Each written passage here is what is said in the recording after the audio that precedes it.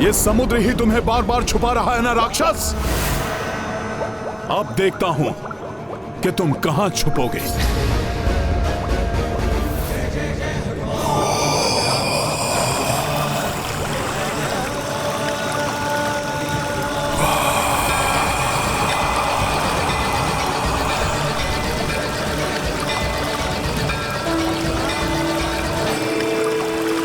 ये हनुमान तो अनर्थ करने जा रहे हैं। समुद्र का संपूर्ण जल पी लेंगे तो समुद्र में रहने वाले जलचरों का क्या होगा?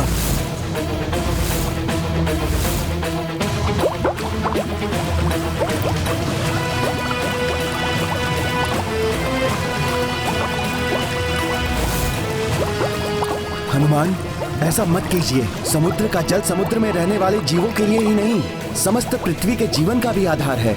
यदि समुद्र या नदी का जल समाप्त हो गया तो हाहाकार मच जाएगा। जलचर ही नहीं, प्रकृति के समस्त कार्य रुक जाएंगे। अब इस अनिष्ट से कौन रोकेगा हनुमान को? न जाने क्या होने वाला है। मेरे भाई निकुंभ का संहार करने वाले हनुमान पहले तेरा संहार करेगा और उसके पश्चात तेरे राम का।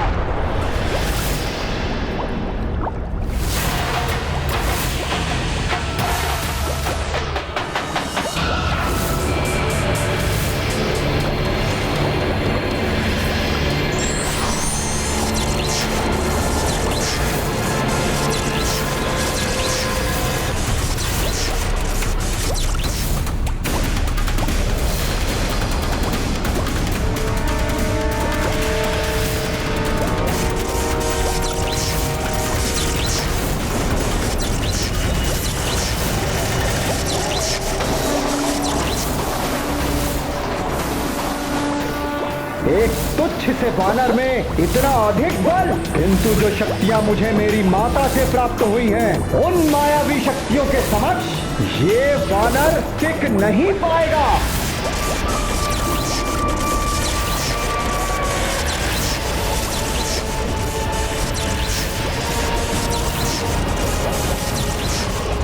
हनुमान, जीवित नहीं बचोगे तुम। यहां आकर तुमने बहुत बड़ी भूल कर दी है।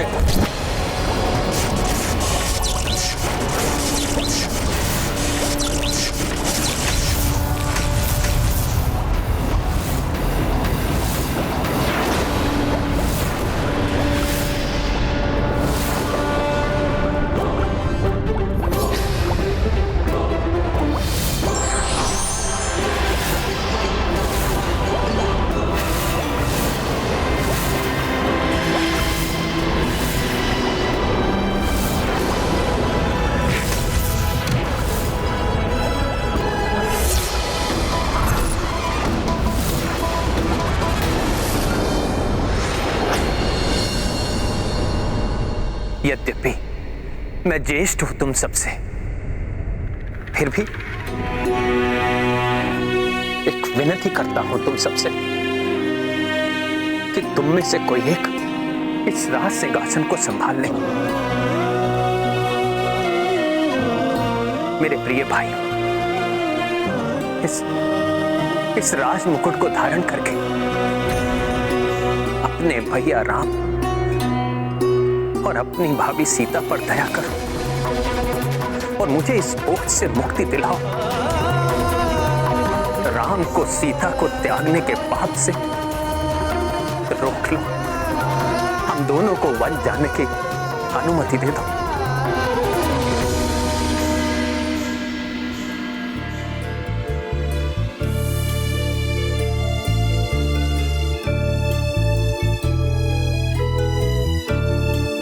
शत्रुघ्न, अब जी नहीं लगता यहां।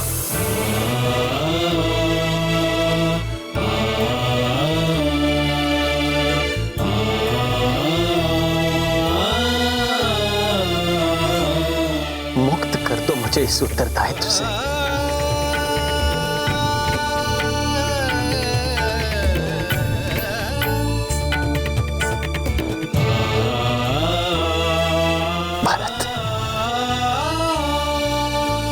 धारण कर लो लो ये राजमुकुट।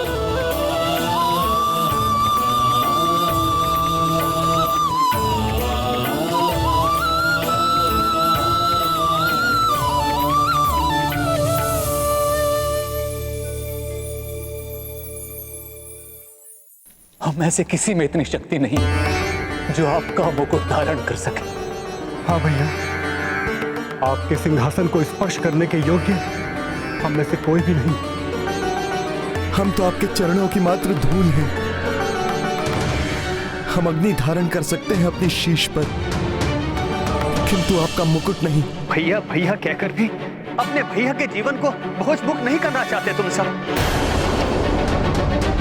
मुझे अपनी सीता से विलग मत होने दो, मत होने दो विलग।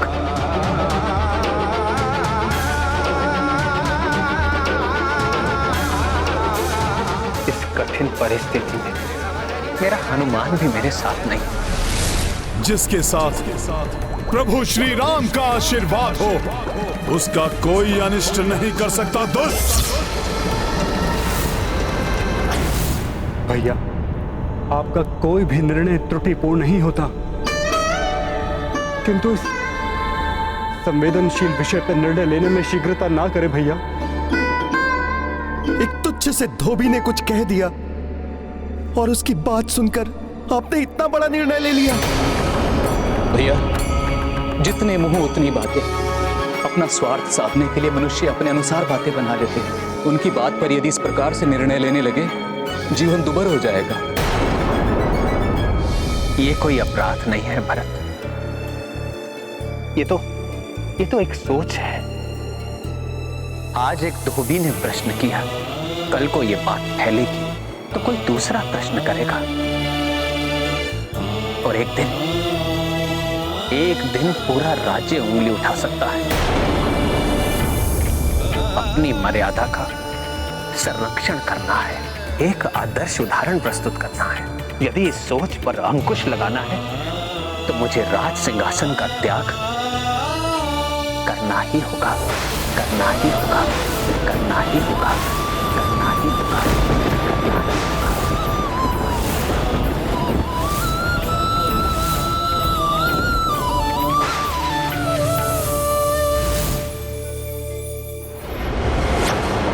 प्रभु श्री राम के स्मरण से मन विचलित क्यों हो रहा है? कहीं कोई अनिष्ट तो नहीं होने वाला है?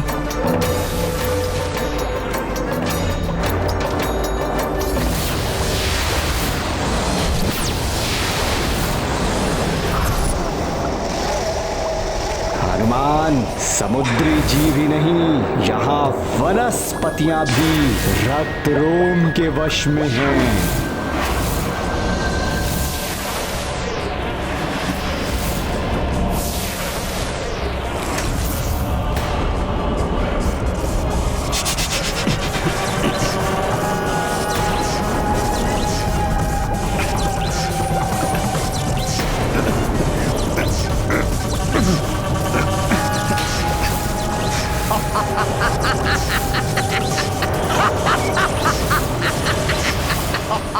जय श्री राम।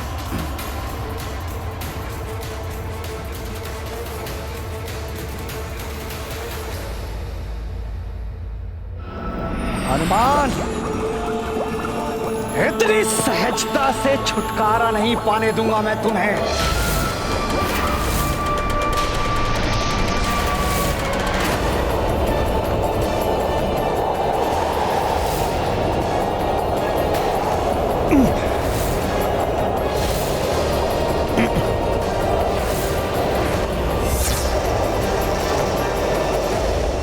हनुमान, तुम्हारी ये देह वज्र समान है ना, किंतु अब तुम्हारी यही देह इस हिम की शीतल कठोरता के भीतर बंदी बनकर रह जाएगी। लौह से भी अधिक सुदृढ़ है इस हिम की शीतल कठोरता।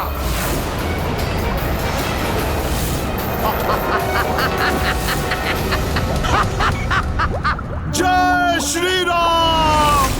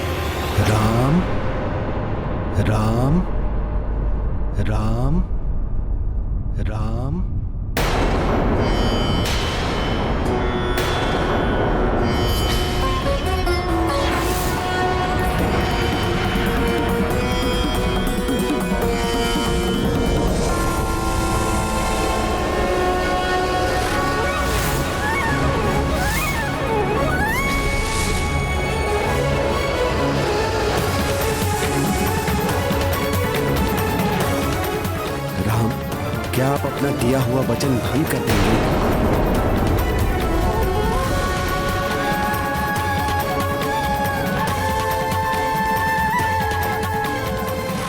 क्या आप अपनी प्रतिज्ञा तोड़ देंगे राम, जो आपने भरी सभा में सबके समझ की थी?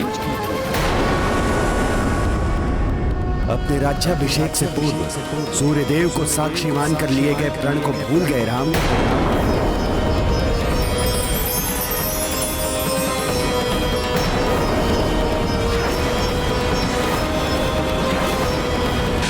यही मर्यादा है कि आपकी राम, कि आप अपने राजधर्म से, अपने उत्तरदायित्व से मुंह मोड़ रहे हैं, मात्र अपने सुख के लिए, अपनी भार्या के लिए।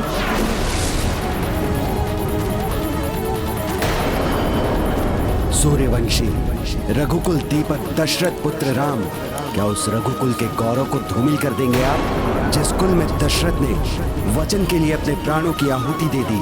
अपने पूर्वजों की कीर्ति को कलंकित कर देंगे क्या वो राम, जो मर्यादा पुरुषोत्तम कहे जाते हैं? स्मरण रहे, सिंहासन पर विराजमान होने वाले की निज इच्छाएं राजधर्म के समक्ष गौण होती हैं। सर्वोपरि होता है तो मात्र राजधर्म।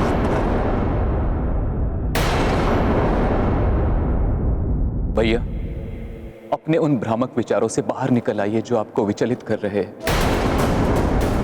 भैया, अपने मस्तिष्क, अपने विवेक एवं अपने हृदय के बीच में होने वाले द्वंद्व को रोकिए भैया, रोकिए। क्या आप राजधर्म से द्रोह करेंगे राम? नहीं, नहीं।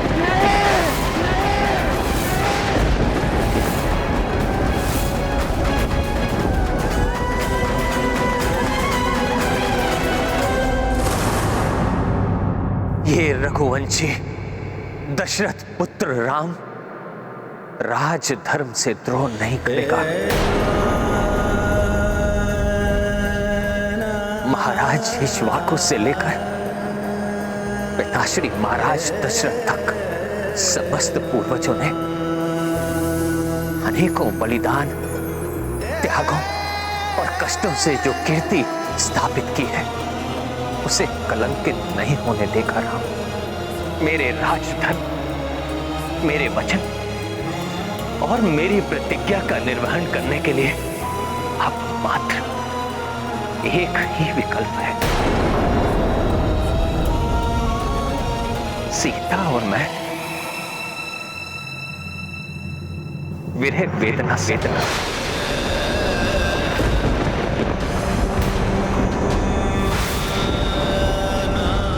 पीड़ा सहे विलगता की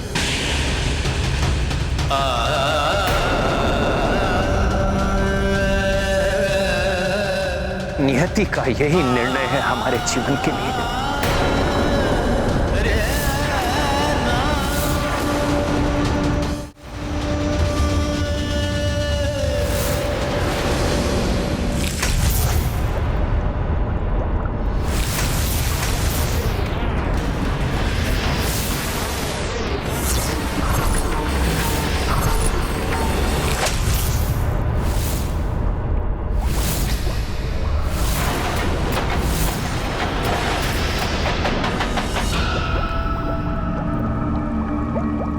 मेरे हृदय में इतनी अधिक पीड़ा क्यों उठ रही है? वहां तो मेरे प्रभु श्री राम रहते हैं, फिर भी कहीं ऐसा तो नहीं कि प्रभु के हृदय में पीड़ा उठ रही हो?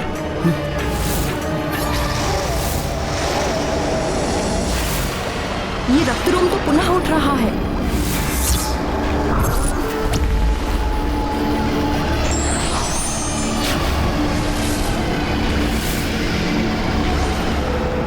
अवश्य ही प्रभु किसी बड़ी दुविधा में है। मुझे शीघ्र ही इस राक्षस से छुटकारा पाकर प्रभु के पास जाना होगा। हनुमान जी, सावधान!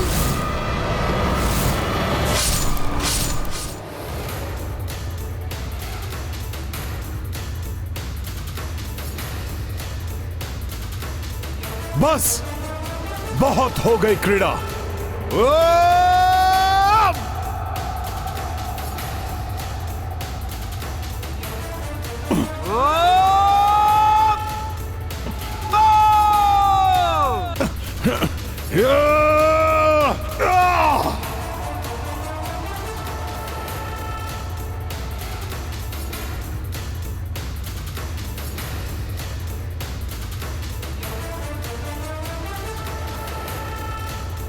रक्तरोम का वध हो गया है। अब मुझे शीघ्र ही मेरे प्रभु श्री राम के पास जाना होगा। उन्हें अवश्य ही मेरी आवश्यकता है।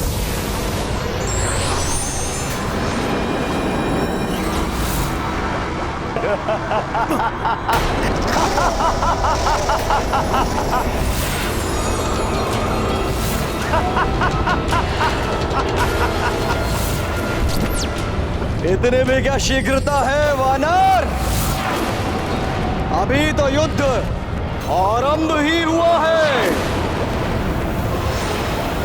अमर रक्तरोम की वास्तविक क्रीड़ा तुमने अभी देखी ही कहा है हनुमान।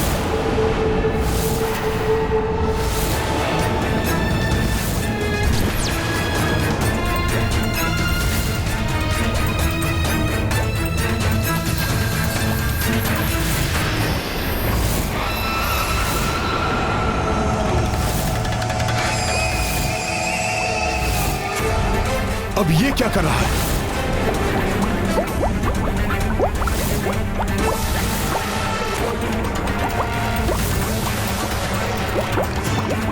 कहां गया ये दुष्ट राक्षस? रक्तरोम, तुम्हें जीवित नहीं छोड़ूंगा मैं।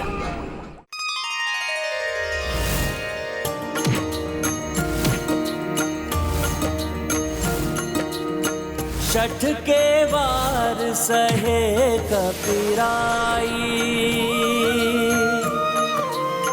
जाके चित मह बस रघुराई। जग से दुखी भय जग के खिवैया, अनुज व्यथित देखी दशा भैया।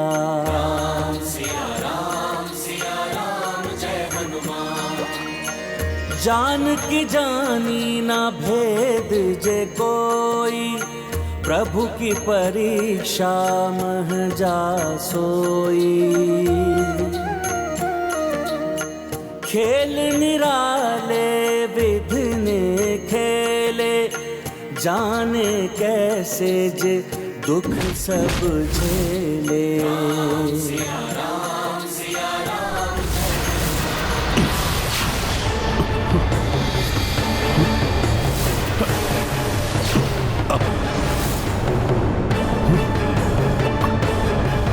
मेरे प्रभु अवश्य ही किसी कष्ट में हैं, और मैं यहाँ इस राक्षस में उलझा हुआ हूँ। मैं और अधिक समय व्यर्थ नहीं कर सकता यहाँ। जय श्री राम।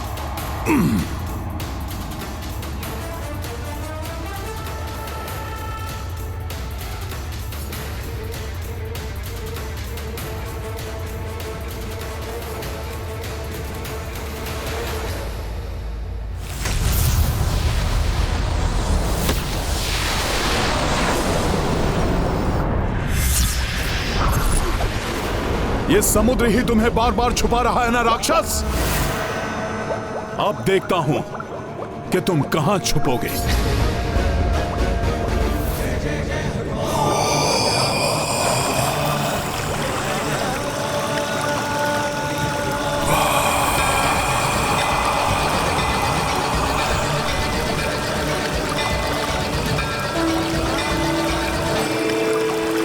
ये हनुमान तो अनर्थ करने जा रहे हैं। समुद्र का संपूर्ण जल पी लेंगे तो समुद्र में रहने वाले जलचरों का क्या होगा?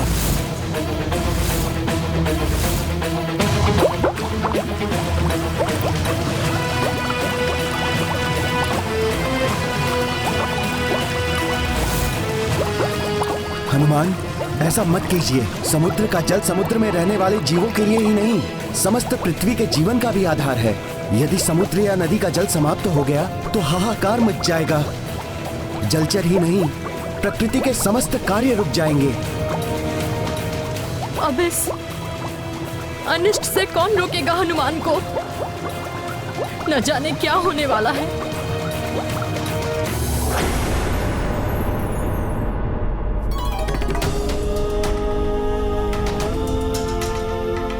ऐसा निर्णय मत लीजिए भैया। पहले भी भाभी माँ ने अनेक कष्ट, अनेक वेदनाएं सही हैं। अब तो सुख के दिन आए हैं और पुनः ये नहीं नहीं भैया नहीं। प्रिय सीता का त्याग करना ही होगा राम को।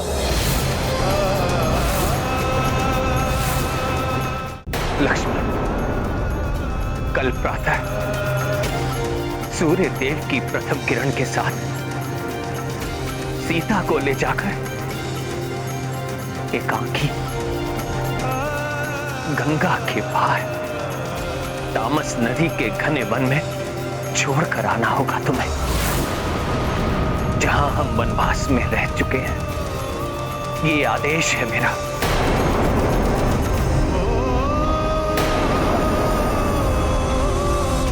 नहीं भैया नहीं, ऐसा आदेश मत दीजिए। भाभी माँ के जाते ही इस महल से समस्त सुख चले जाएंगे। आपके जीवन से, हम सबके जीवन से प्राणहीन हो जाएंगे हम सब। ऐसा मत कीजिए भैया, मत कीजिए।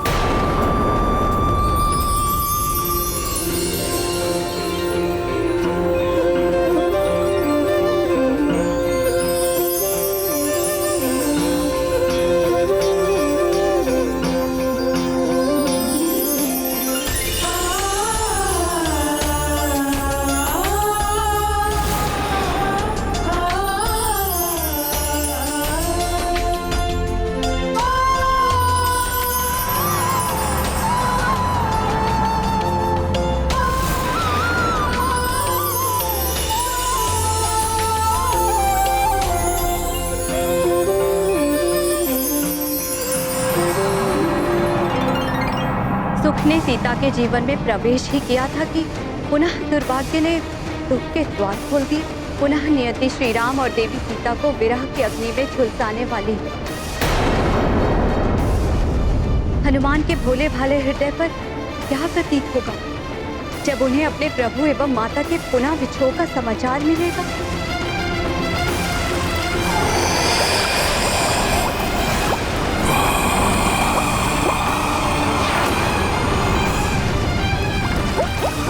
ऐसा मत करिए हनुमान, जल समाप्त होने से मेरा नागलोक भी संकट में पड़ जाएगा।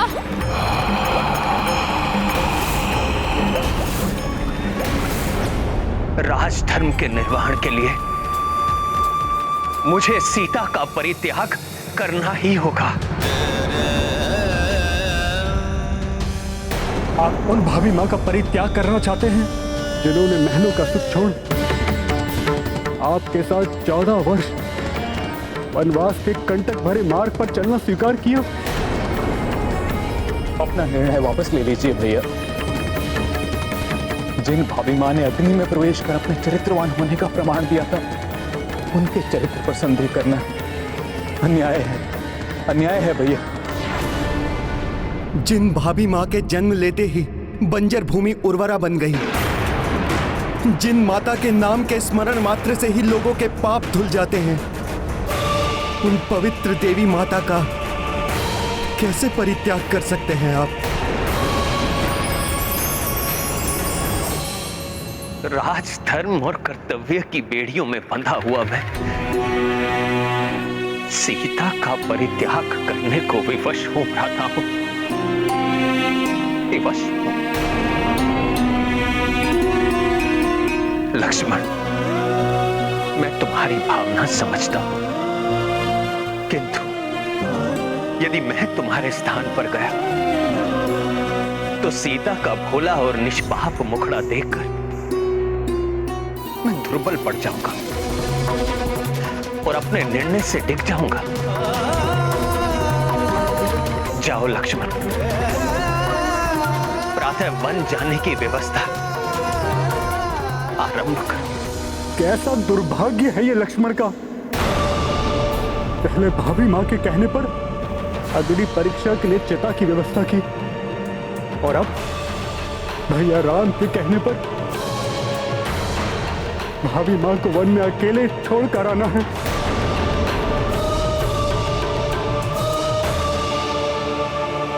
नियति है ये लक्ष्मण,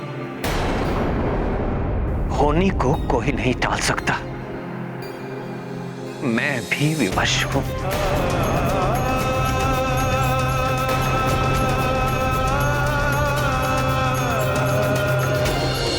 पीर हृदय की किसको सुनाए, आज व्यथित रघुराई।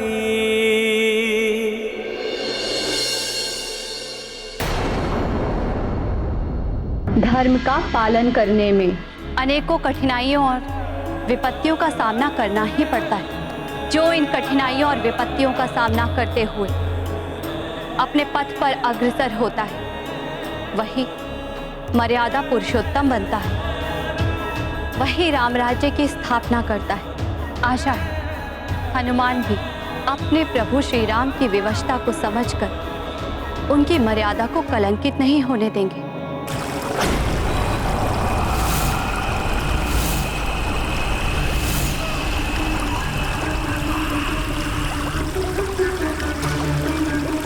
हनुमान जी, आपने ही कहा था कि आप जल के किसी भी जीव को कोई हानि नहीं पहुंचने देंगे, किंतु आपके इस कृत्य से संपूर्ण जल का जीवन ही संकट में घिर गया है।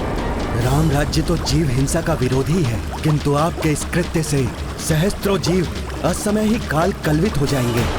कल्पना कीजिए हनुमान, प्रभु श्री राम जब ये सुनेंगे कि उनके भक्त हनुमान ने ऐसा किया है तो उन्हें कितना दुख होगा। रक्तरोम!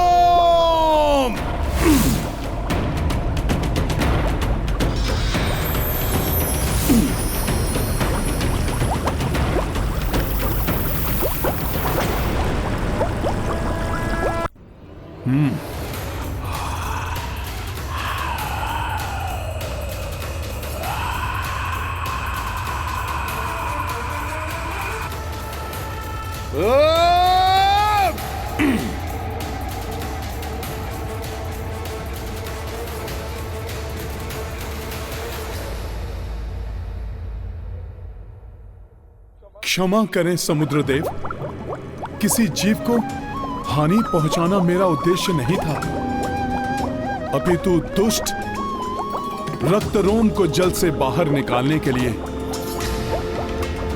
मुझे ऐसा करना पड़ा।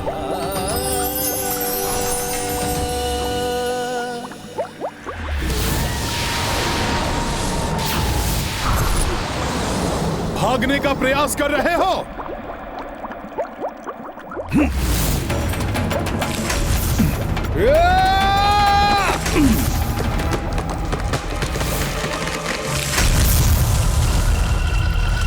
ये क्या हुआ?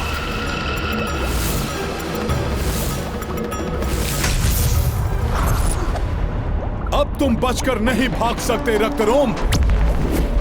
जय श्री राम।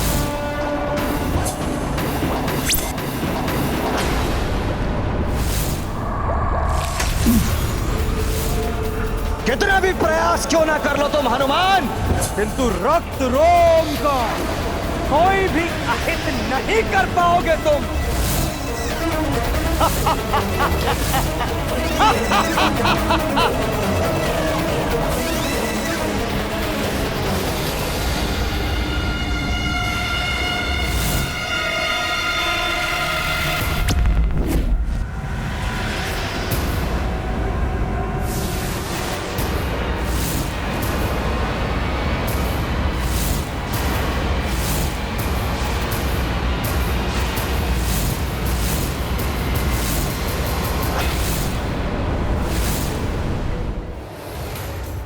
ये क्या? मैं तो इसकी ओर बढ़ा भी नहीं, ये अकस्मात ही पलटकर दूसरी ओर क्यों चला गया? इसकी छाया मेरे निकट आ गई थी, कदाचित इसीलिए इसे पलटना पड़ा, अर्थात इसकी छाया। रक्तरोम अधर्मी कितना भी बलवान हो, बचने के लिए कितने भी उपाय कर ले, किंतु अंत में उसे धर्म एवं अच्छाई के सम्मुख परास्त होना ही पड़ता है। सखा,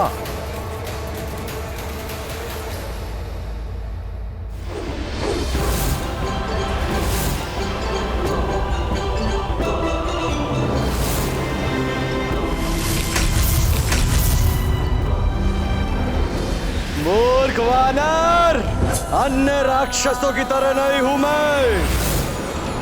रक्त रोम हूं मैं, अमर हूं मैं। तुम चाहे कुछ भी क्यों ना कर लो, किंतु इस बार विजय अधर्म की होगी। ये रक्त रोम सबको करेगा हो।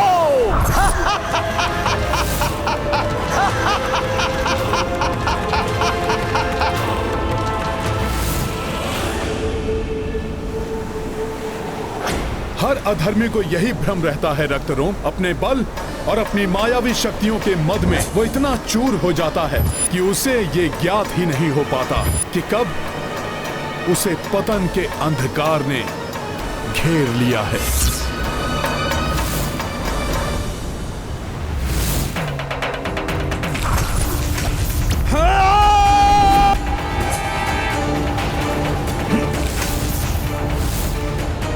छोड़ दे मुझे वानर, मैं तुझे छोड़ूंगा नहीं। रक्त रोम हूं मैं। लो, छोड़ दिया सखा।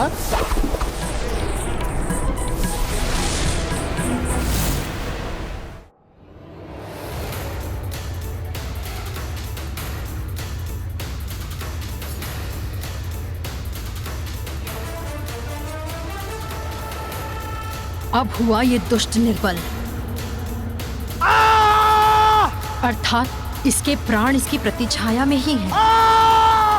रक्तरोम, बहुत मूर्ख होते हैं तुम्हारे जैसे राक्षस जो अपने मृत पूर्वजों के दुष्परिणाम से भी शिक्षा नहीं लेते। स्वयं को बड़ा मायावी समझने वाले रक्तरोम, तुम्हारी भी अब वही गति होगी जो तुम्हारे पूर्वजों की हुई थी। जय श्री राम।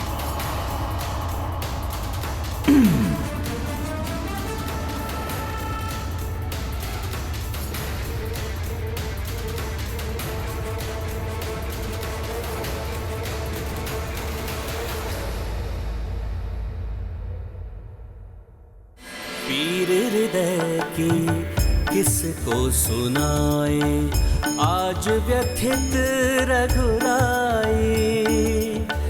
कैसे ज्योति को दे बोलो, नयन स्वयं ही विदाई। पीर हृदय की किसको सुनाए, आज व्यथित रघुराई।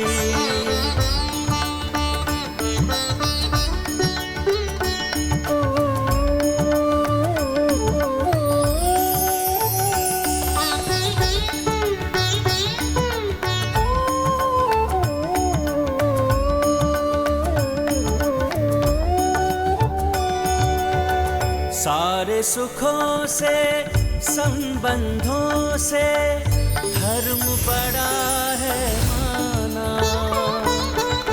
नृप के लिए भी सर्वोपरि है राजधर्म अपनाना। किंतु हृदय के इस बंधन को कैसे भला बिसराई। हृदय की किसको सुनाए, आज व्यथित रघुराई।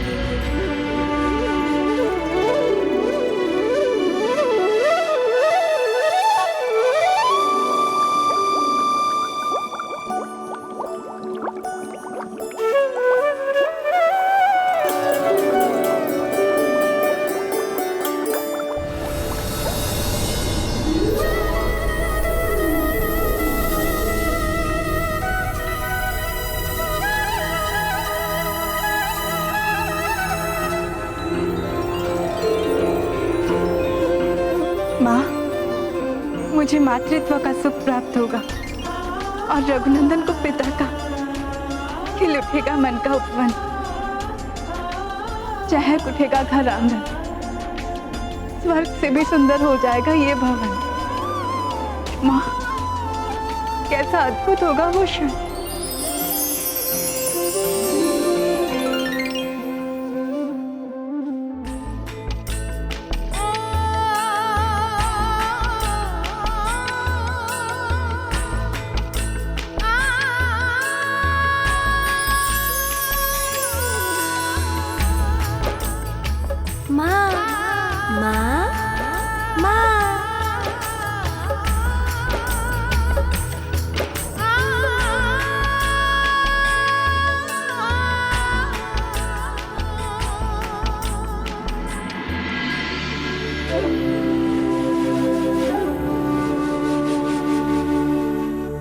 अकस्मात ही ये पुष्प मेरे रघुनंदन, मेरे प्रियतम, अपनी प्रिय के मन की बात समझ गया। स्वामी, आपको चित्रकूट के समीप का वन स्मरण है? मुझे वहां जाकर निर्मल पावन गंगा जल का पान करने की अत्यंत उत्कंठ इच्छा है मेरी। आपकी किसी भी इच्छा को मैं कैसे मना कर सकता हूँ वैदेही? आपकी इच्छा यदि वहां जाने की है तो आप वहां अवश्य जाएंगे। मैं शीघ्र ही व्यवस्था करूंगा। ये पुष्प संकेत है कि रघुनंदन ने मुझे जो वन में ले जाने का वचन दिया था वो शीघ्र ही पूर्ण करने वाले हैं।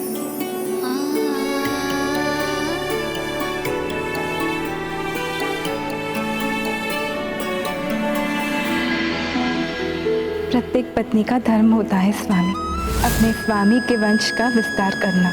मैं भी आपके वंश का विस्तार करना चाहती हूँ।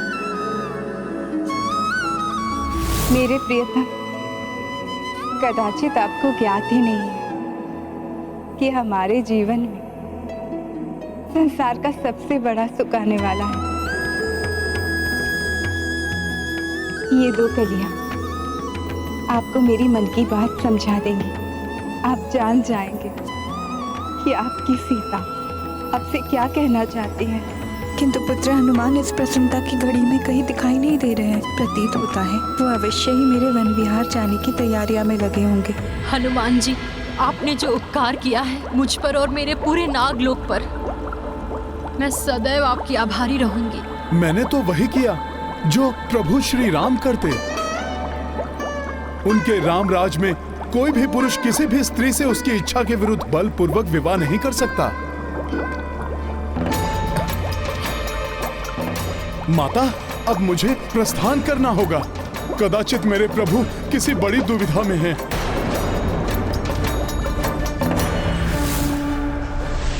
मुझे ऐसा क्यों प्रतीत हो रहा है कि मुझे इस समय अयोध्या में होना चाहिए था। ना जाने क्या होगा जब अपनी माता सीता के दुलारे हनुमान अयोध्या पहुंचेंगे।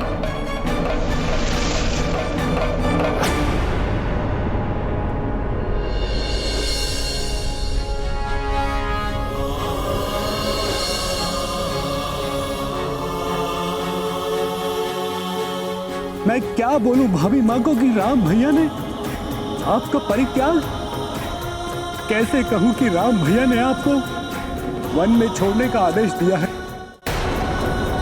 नियति है ये लक्ष्मण, होनी को कोई नहीं टाल सकता। मैं भी विवश हूँ। भाभी माँ। हाँ लक्ष्मण भैया, कहिए। भाभी माँ, वो राम भैया ने मुझे आपको वन में ले जाने के लिए कहा है ना? हाँ भाभी माँ, अर्थात भाभी माँ को भी ये ज्ञात है कि राम भैया ने उनका परित्याग। मुझे ज्ञात है मेरे प्रभु मेरी वन विहार की इच्छा विलंब पूरा करेंगे। अर्थात भाभी माँ ये समझ रही है कि उन्हें वन विहार पर जाना है, जबकि किंतु मैं कैसे उन्हें सत्य से अवगत करवाऊं?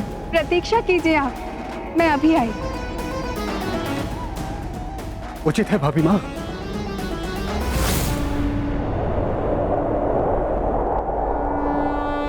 आज मेरा मन इतना अधिक विचलित क्यों हो रहा है? कहीं प्रभु श्री राम या माता सीता? नहीं नहीं, आशा है कि दोनों सकुशल होंगे।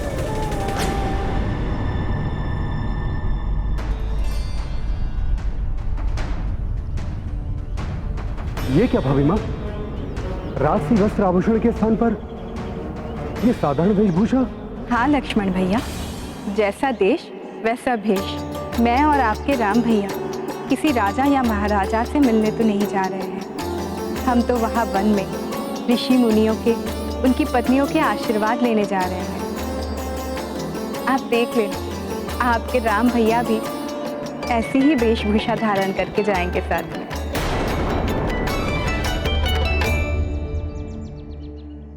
क्षमा करें भाभी माँ, राम भैया सूर्यवंश के पूर्वजों वाले कक्ष में हैं। उन्होंने वहां किसी को भी आने से मना किया है। हो सकता है स्वामी बाद में वन में आकर मुझे आश्चर्य में डालने को सोच रहे हो। भाभी माँ,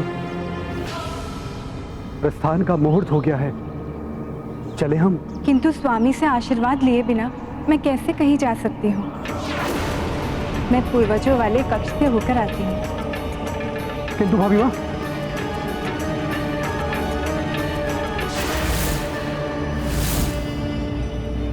द्वार तो बंद, क्या करूं? भाभी माँ, भैया राम ने किसी को भी अपने कार्य में बाधा डालने से मना किया है।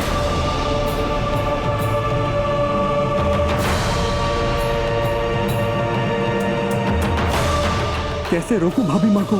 किंतु यदि राम भैया भाभी माँ का श्रीमुख देख लेंगे तो वो स्वयं ही भाभी माँ का परित्याग करने का विचार छोड़ देंगे।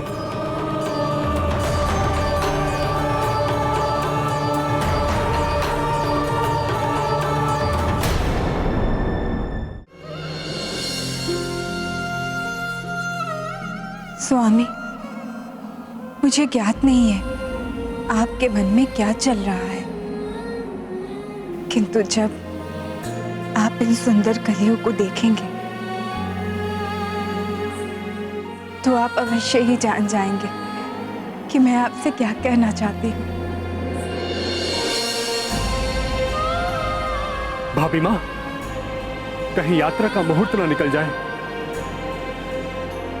उचित है, चलिए लक्ष्मण भैया।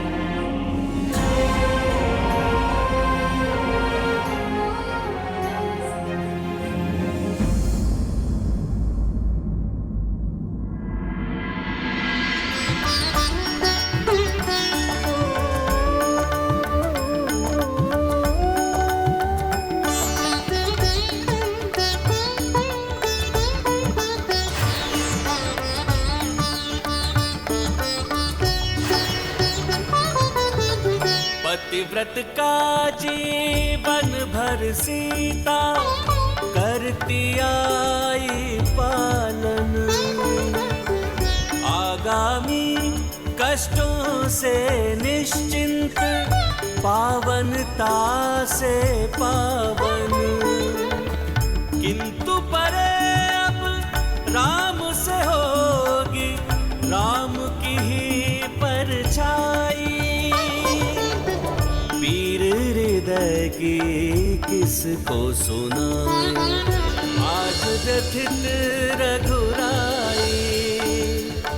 कैसे ज्योति को दे बोलो, नयन स्वयं ही दिगाई, पीर हृदय की किसको सुनाए, आज व्यथित रघुराई।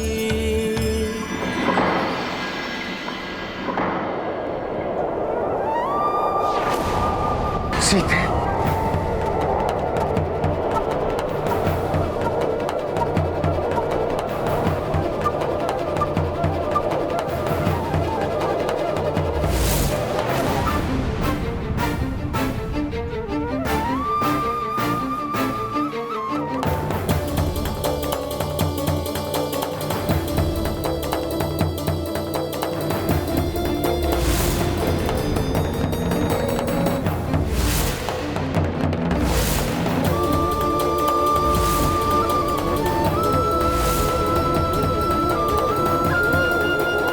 बहुत विलंब हो गया है। मुझे तत्काल उनके समक्ष पहुंचना होगा।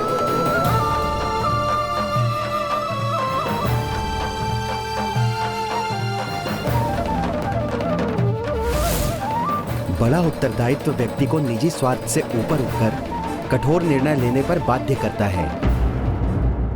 राम भक्त महाबली हनुमान को जानना हो तो चैनल को सब्सक्राइब करें और बेल आइकॉन दबाना न भूलें।